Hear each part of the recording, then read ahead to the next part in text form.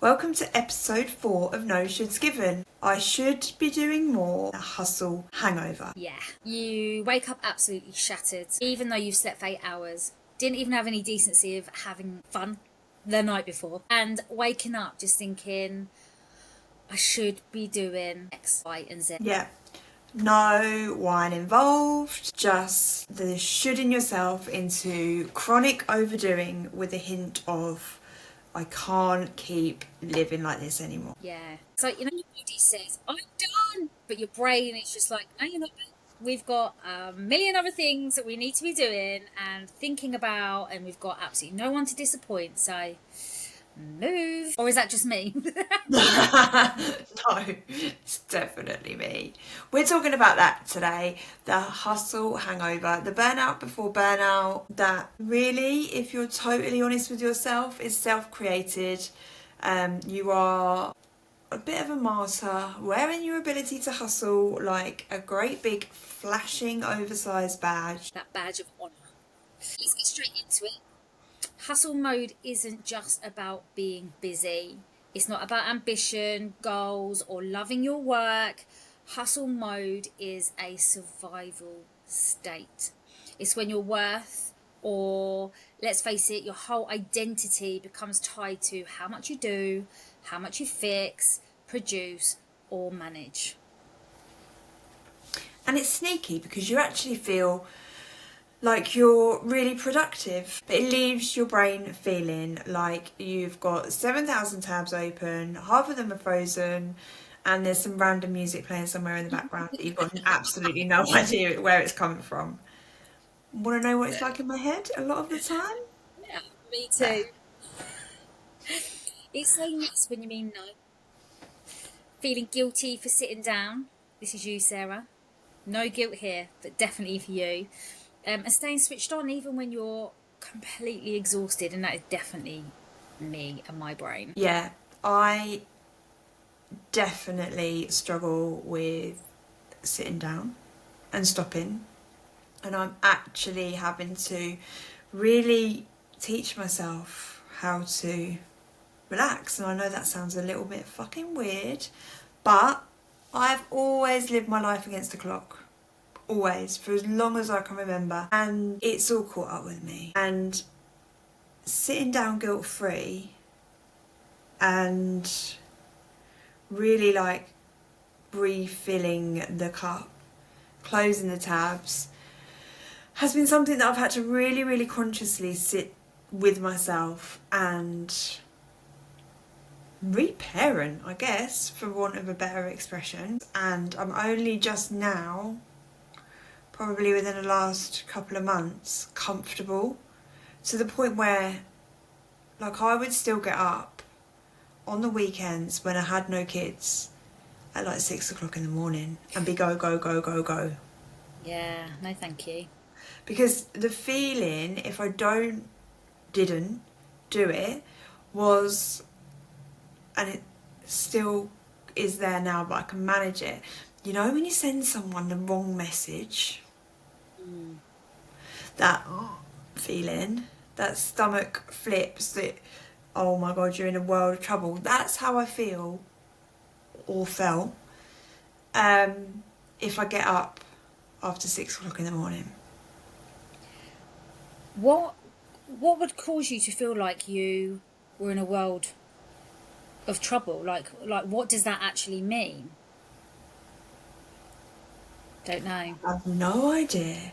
It's another one of those Sarah self-imposed limits that she puts on herself that come from nowhere, like sitting and waiting for permission from someone that doesn't exist. There's nothing. It's just this fear of impending doom, that I have wasted time, that I'm not going to get everything done. And I just feel constantly then like I'm running late and I'm letting people down. And it sounds crazy, but it was really starting to affect everything. Because if I don't get up and don't do that routine and don't start momentum early, I was struggling to actually be productive at all. So being out of the routine was the issue. Yeah, I would have no momentum. I couldn't motivate myself to get going then.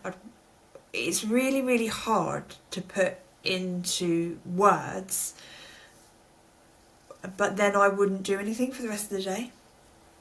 Because you'd broken that routine. Yeah. So when you said like you felt like you would be in trouble, is this something that stems from your past? Were you ever in trouble if you didn't complete something on time or wasn't sticking to a routine or what somebody else maybe even expected of you? Not necessarily in trouble. I think it's just then you feel the weight of consequence. There was a period of my life where if things weren't done or I hadn't done a certain amount or certain things to keep a level of calm, that it was very unpredictable. But I've always had it. Yeah. I've always had this feeling. So that period of time where it was very unpredictable and I did have to keep everything running and keep things very calm and keep going and doing. That existed, but I can feel like I remember feeling like this and being like this for as long as. But I've kind of used that in the undoing as well. I use that time blocking within the day now to get me started and keep me going. So it's not all or nothing. Yeah. So I'll do all my stuff, I'll come back, and I'll be like, right, for 2 hours, this is what I want to get done in that time. And then that spurs that, it restarts, it works the way that I like to work. You go through the list, gives you a bit of a dopamine hit, and then you still get that rest and I don't reward myself with rest ever anymore. You don't earn the right to rest. But to avoid going shit or bust in my behaviours, which I have a very big tendency to do, I use time blocking at the moment to go between the two. Hopefully I'll get to a stage where I don't feel like I've let everybody down by getting up at 8:30 on a Sunday morning, and I'll just get on with it. It's been a journey. You're certainly not letting anyone down if you get up at 8:30 on a Sunday. Especially when the kids aren't even there. And even when the kids are there, guess what they're doing? Oh my They're God. asleep at 8:30. They're The only asleep person you till let down 11:30. is potentially the dog. They're asleep till 11:30. It gives me anxiety. There we go. My kids never sleep until 11:30. Where did I go wrong? But it just goes to show, like, we do create this stuff of our own doing, and it's very easy to then kind of get in that resentment loop. What have you done? Like, you haven't done anything. You haven't rested because you've just been in this functional freeze and then beating yourself up, and then it overloads my week, and then then I'm absolutely broken again. And it self-perpetuates like that. So it's not easy to break. You do have to have a conscious uncoupling with hustle. Throw a divorce party for my hustle. I think sometimes my husband wishes I probably did have a little bit of that, I can't lie. If I could block out some of my day to get some stuff done around the house, I'm sure he'd massively appreciate that. But I think for me, the whole hustle thing isn't really around my personal life. I'm quite happy to just rest, and I don't feel guilty about not doing certain things. For me, my brain just doesn't switch off around business and work and all the ideas and 1,000 tabs, and then all of a sudden things will come up for the kids' school or kids' clubs and all of the things that are really important, that if I don't keep on top of it, things will fall apart. But Yeah, as long as the kids have got one pair of trousers each and a shirt clean for Monday morning, and it's not really an issue for me, to be honest with you. But yeah, it is a difficult one, isn't it? I think it affects us all very, very differently. However, this hustle, tiredness, hustle mode affects us all, it's something that we all need to learn how to, as you say, consciously change, because it's tiring is not even the right word for it. It's debilitating at times, and it is that constantly waking up tired and going to bed tired and spending the day pretending you're fine when actually you're potentially held together by caffeine and good vibes. And I don't even drink caffeine, so it's even blinking harder. There is an expectation for us to hold everything together: work, home, kids, emotions, relationships, everyone else's comfort.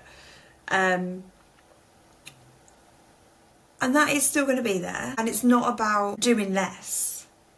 Because I think some people, and I have had this conversation with people before, where like I talk about less is more and you first and stuff like that with my clients, and they're a bit like, I'm at capacity, Sarah, what the fuck are you talking about? Like, how can I put myself first? If I don't do X, Y and Z, then the world is going to end, and there is no trousers for school on Monday morning, there is no lunches, and I have felt like that too. But when you sit down and think about all the tabs that you've got open, do you really need them all open? I was just thinking that actually sometimes it's writing a list. Writing a list of the things we need to do closes those 5,000 of the 7,000 tabs. Yeah. And give ourselves a bit of a mental break. But being honest with that list as well, because I am over-functioning Annie over here, can fill 2 sides of A4 paper quite easily with everything that I need to do for work, house, clients, kids, life in a day. But do you really need to do it all? I was just about to say that. Realistically, let's be realistic. How much of that even needs to be done, first of all? Secondly, if we write it all down, does it all need to be done today? Does it even need to be done this week?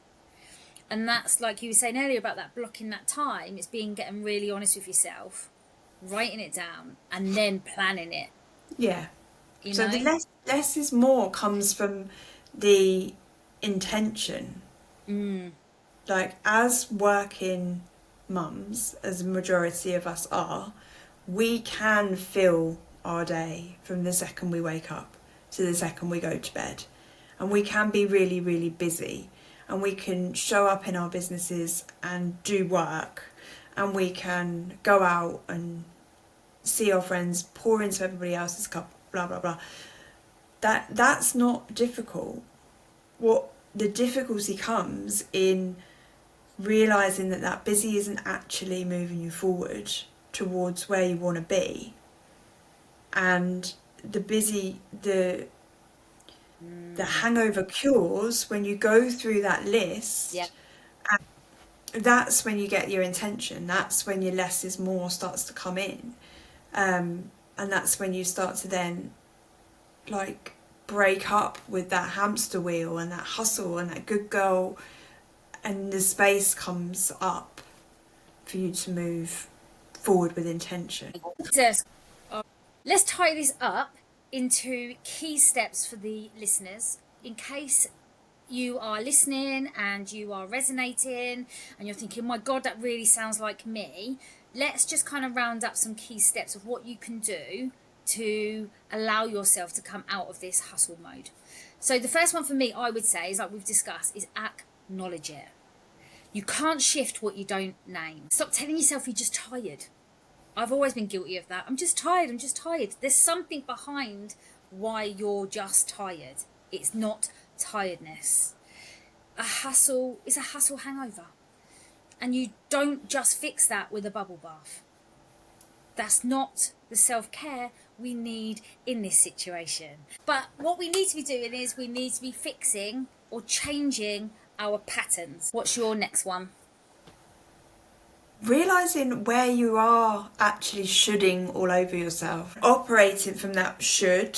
The shoulds run the show, but we want you to be back running the show. Instead of you should always be available, always say yes, keep busy, keep everyone happy, should be watching what I eat, should be going to bed like, ugh. Realizing where you are holding yourself back by those shoulds, and stand up and acknowledge that you can have desires, wants. You can act from a place where you feel good. Yeah. From a place of what you need. When we should ourselves, we believe that we are doing it for the greater good. We believe that all of those shoulds are in service of our partners, husbands, families, clients, kids, friendships, whatever. And yeah, they do benefit, but that's at your expense. When you flip that and you're desire-led rather than should-led, you're better. And that ripple effect and the knock-on, by default, all of those things improve as well. And also, how about looking at some of the shoulds? Sometimes we want to do those things for our partner. Sometimes we want to do those things for our kids. So actually, if we can flip that script as well and look at the list of shoulds, what should I be doing but I don't want to do? What should I be doing but I'd actually quite like to do? And they're not a should, they're a want. Exactly that, exactly. And that's my point. It's shifting that way of thinking and seeing things, from going from a list of 50 things you need to do every day to what do I need to do, otherwise the world's going to fall apart. What then would I like to do? And that's the difference, like you say. Yeah, those simple reframes from like I have to I get to, and I should to I want to. Yeah. They can take a hell of a lot of internal pressure off. And not all of this is negative. Like, sometimes it's not even actually the way you feel. Like, you just get stuck in this loop, like under the pile of responsibility. So you're like you say, oh, I should be doing this, but actually you want to do that. Equally though, if you're under this whole tiredness, if you're waking up and going to sleep tired, everything becomes a chore, everything becomes a problem. So it's almost like it's unshoulding, reframing, but going back to that, acknowledging, where am I, what the fuck is going on, and what do I need to do to change it? And then this all changes too. Yeah, it's a loop, isn't it? It self-perpetuates. And it's very, very, very easy to fall back into. It's all we've known. So the next one, start tiny acts of self-honouring, however that looks. I think we're both guilty of it in different times of the day. You'll switch your laptop on at 6-7 o'clock in the morning. My laptop is still on at 10, 10:30 at night. You know, and when you're tired and you're frustrated and the small things are becoming the big things, then we need to honour ourselves and say, enough is enough. I'm not being productive. I'm not creating what it is that I want to create. Let's take that pressure off. Let's just close the laptop. Say no once. You know, if there's things that you don't want to be doing, people you don't want to be seeing because of X, Y, and Z. I'm not saying you don't ever want to see them ever again, but you know, you've got things going on, you're tired, you're frustrated, and you're not in a place where you want to go for dinner with friends, or you want to say no to that business meeting because your head's not in the right place, and actually you would be more productive together if you left it till tomorrow or next week or whenever it might be, then we just say no. rather than trying to squeeze things in the diary. Go on. That becomes a lot easier when you're not trying to do it all. Yeah. So when you've highlighted the things, the purpose, and the things that are going to take you towards where you want to be, whether that's in business or organisation in house or financial or whatever else, when you've got actually a clear path, a clear direction, and your actions, saying no to other things that aren't going to get you there becomes a lot easier. Definitely. Resting. I'm quite happy to rest. It's my brain that doesn't rest, so it's teaching myself that, but to actually rest, I am more than comfortable with. But for you, rest is different then. It's something that maybe allows you to get into flow. Yeah. So your brain stops. So it's probably an active rest. It's like, I know you love a sound bath. It's like going for a run or something that stops your brain. Yeah. And it is taking you out of that situation. It's stopping that loop. It's closing those tabs. It's It's also something getting off the sofa. For me, if I want to close down those tabs mentally, I can't sit on the sofa. Physically, I'm happy to lie on the sofa, sit on the sofa, but mentally it's still going. Like you say, I need to go for that run, or I need to go to that sound bath, or whatever it might look like for me. But it means actually moving, which is what most people don't class as rest, do they? Whereas I think for you, it's the resting and sitting on the sofa that becomes a bit of an issue at times, isn't it? Or has been, not necessarily is now. Yeah. For me, it is the stillness. I still struggle with like the mental tabs, and if I'm sitting on the sofa for too long, I will reach for the laptop. And I'll be like, oh, I'll just do some work while I'm doing, like, watching this. So it's very difficult for me to be blinkered in that I am gonna not do anything else. But yeah, when we say rest, there is an argument, and there's definitely time for actual rest, but there is also acknowledgement that that might be not exactly what you need. You need to get away from your laptop, your family, your,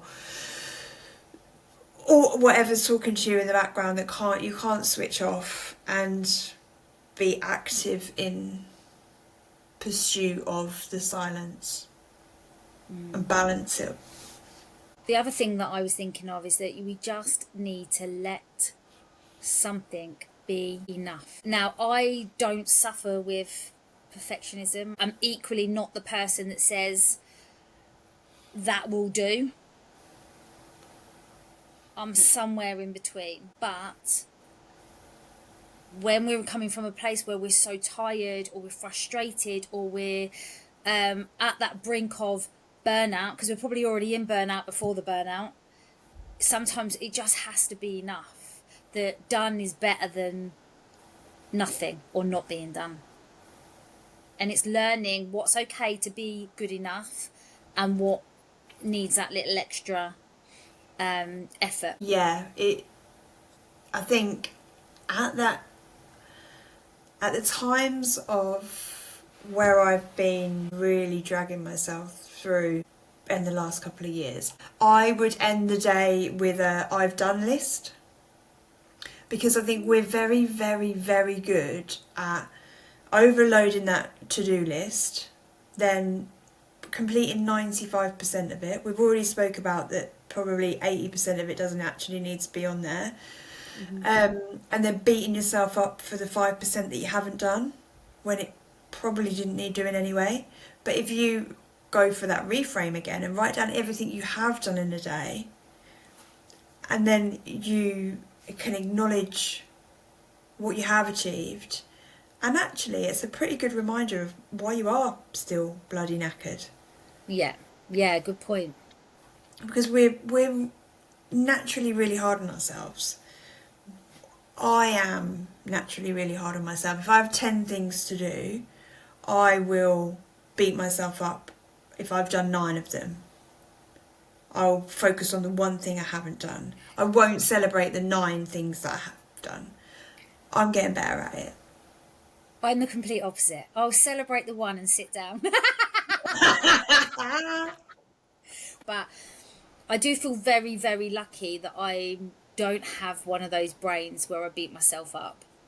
I am very lucky, but I do know how common that is because I have clients who are very much like that, and trying to help them rewire the way that they think and the way that they feel about that is a big job. A big job. So I get it. I do understand. And looking at it from the opposite point of like the other direction, I probably do need to meet somewhere in between. I think we all do a little bit, don't we? Yeah, it is a big job. And I don't really beat myself up as much anymore.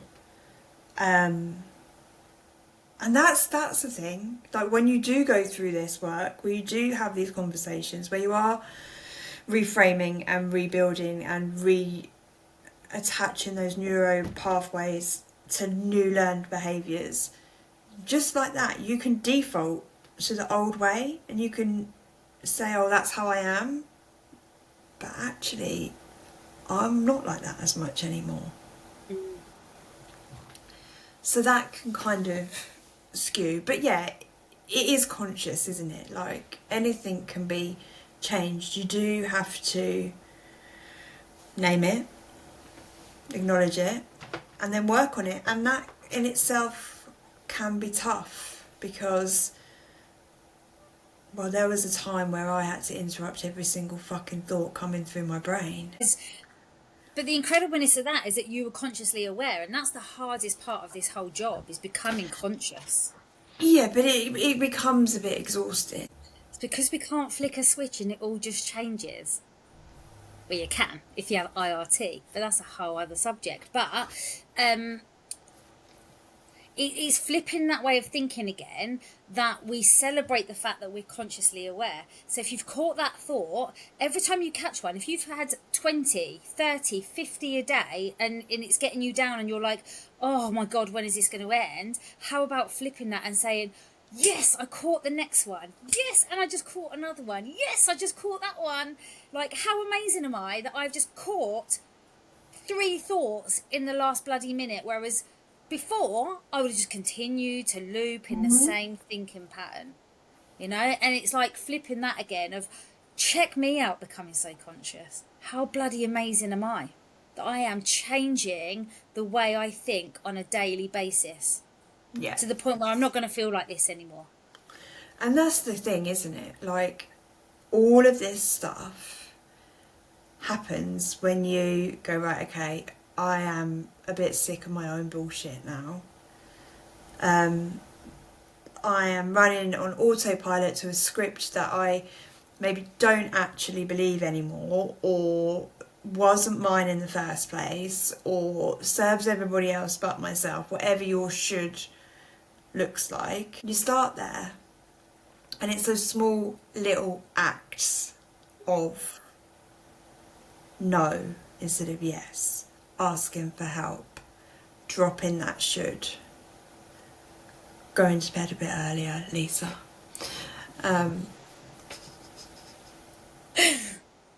Getting up a little bit later, Sarah. Yeah.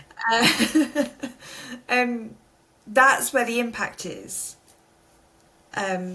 But when you are a little bit jaded, when you are drowning and it's very, very difficult to see a way out, they're small but powerful, but they feel massive to start with. But remember that your nervous system can't reset in the chaos. So when we are feeling overwhelmed, when we are feeling like everything's too much, or if we're sitting in that negative space, we need to reset our nervous system. Otherwise, trying to rewire this brain becomes a bit of a difficult situation, because you're like you say, you're like, oh, how long is this going to take? How many more times do I need to do this? It's like, breathe. Let's reset the nervous system. We are safe. It is okay. No one's telling us off. There's nothing wrong with us. Let's just breathe for a second, and then we can start again, you know? It's just giving yourself that space to breathe, even if it is just 5-10 minutes of quiet, no stimulation, no doing, no thinking, and then we go again. It's not a constant cycle of never resting, constantly thinking and constantly, you know? We do get to rest in between and just, that was a lot, that's okay, but I'm proud of myself. Now we can go again. Yeah, that's where you learn. Yeah. And this is where we return to ourselves, you know? Where we get to learn about ourselves. Not even about learning, changing ourselves. It's where we get to connect to that deep understanding of who we truly are, why we're like it, and why we potentially want to change it. And rather than looking at it as a negative thing, looking at it as a positive thing. Yeah, this is who I am. I don't have to be like this if I don't want to. But also, you don't have to... When we say this is like your identity, we don't mean suddenly changing everything about yourself. No. We mean it in the sense that that's what is running the show. And those, like, putting people before yourself, having that kindness, having that compassion, we do not want to take that out of you or change that in any way, shape or form, because we firmly both believe the world needs more of that. What this is about learning to where you put that and making sure that you save some back for yourself. Mm-hmm. Also, it's about really getting to know, who am I? And this is, I think I've said this before, this is where I really start with all my clients, you know, who am I? And it's that embodiment piece, because embodiment of who you truly are is so powerful and essential. Knowing who you are, who is it you want to be, and when you reconnect to your values, your desires, your identity, you stop living in that autopilot. Yeah, you start to, that list becomes easier because of knowing who you truly are. Knowing that you're doing things for people isn't necessarily people pleasing. It's because actually I just want to. And actually it will mean the world to them, and they've got this, that and the other going on, you know, or I want to do it because it makes me feel happy, or whatever it might be. So you start to understand the difference between the people pleasing and actually the acts of kindness that make you feel good, make them feel good, and it's good for everybody, you know. Yeah. And it's that I have to or I get to. Yeah. It's Or I want to. It's where we stop hustling for our worth and we start living from truth, which is so fucking powerful. yeah. It's not rude, it's not dramatic, it's just self-preserving, and a boundary that is self first. Like, I matter too. 100%. Yeah. So this isn't about doing less. It's actually about doing what matters to us. Aligned women get more done in less time than hassle mode women ever do. And we know how much Sarah loves the word aligned. Don't we, Sarah? I But don't. alignment Go on. No, you go. I I just have an issue with the Instagram version of alignment Yeah. that is in the absence of action. So, in that you pick something that you want to do, and then suddenly the little mice, like in Cinderella, come out and make everything happen for you, while you lay on a sun lounger in Dubai doing fuck all. That alignment is when you know who you are, you've got your values, you've got your integrity, you've got your drive, you're going forward, you've cut out all the noise, you know, move with purpose, and it gets to feel fucking good. But Yes. it takes work. That I have the problem with the Disney version of alignment that Instagram likes to whack out everywhere at the moment. Yeah. There we go. But sometimes being in alignment, and I'm going to put some woo out there about things that can just land in your lap when you are on the right path. You like, and I totally agree with everything you said. It's right. But sometimes when we're in alignment and we're in that energy and we are moving forward, we're making the steps, we're doing the things, yeah, that's when stuff can just happen. The Oh, magic does just 100%. happen. I completely agree with the energy piece of that, but you have to be taking the action. It's everything. It's You've energy. you've It's thought. chosen to It's be there, taking the what action. we need. Yeah, with alignment comes thoughts, emotions, actions, everything as one whole piece. And what it means is that it doesn't mean that it's always easy.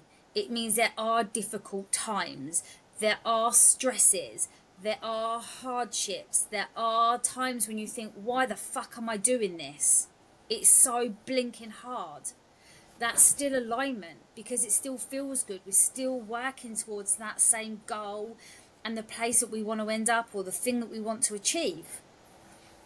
But like you say, that lying on a sunbed in Dubai, saying I'm just going to lie here and for the rest of my blinking life and it's all just going to land in my lap because I'm in alignment, doesn't Yeah. work like that. So, yeah. But aligned women do get more done than women in constant hustle mode because we're not productive. We're not coming from a place of purpose, a place from love, a place from enjoyment. We're coming from a place of should, need. Hustle mode isn't a personality trait. We can let that shit go. It's a coping mechanism. And it's costing women their joy, their peace, their confidence, and a sense of self-worth at times. And stepping out of it isn't lazy. It's self-leadership. Has that made you feel sick, Sarah? I like the word self-leadership. It's fucking self-leadership. It's choosing a life that you can finally breathe in. A life you can enjoy. A life where you are not your to-do list. A life that you're actually in the centre of. How many women can say that? I agree with self-leadership. I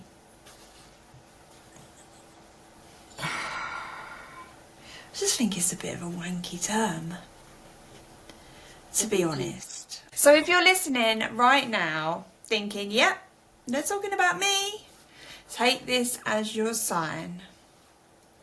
You deserve a life that feels good, not just one that looks productive.